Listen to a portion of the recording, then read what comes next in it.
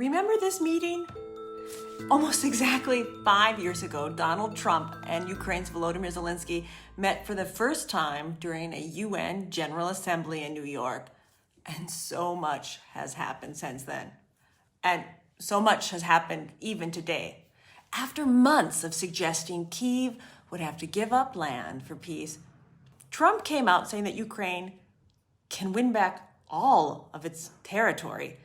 And he's calling for NATO to shoot down Russian aircraft that violate alliance airspace. And that's a huge change from 2019 when the US sent javelins that weren't even allowed to be close to the front lines.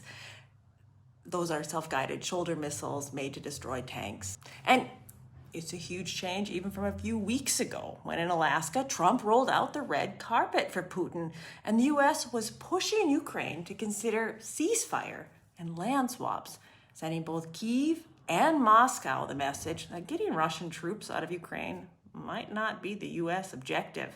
And if we're looking at what President Trump said, he gave his green light and talked about Ukraine going back to its original borders with the support of Europe and NATO.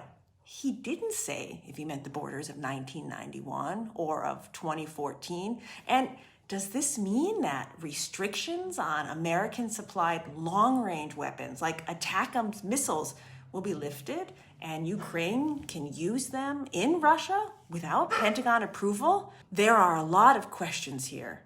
And the Kremlin also didn't know how to react, calling Donald Trump confused. And Dmitry Medvedev, deputy chairman of Russia's Security Council, predicted that Trump would U-turn again, which might be fair. So Ukraine might need to act fast with its new Flamingo rocket production. One thing is for sure, Ukraine's position has shifted from that of begging for help to now offering NATO alliance members support and training on how to deal with Russian drones in their airspace. And Ukraine didn't hesitate for 1 minute when asked for help, unlike how its request for help to keep their airspace have stalled since the start of the full-scale invasion.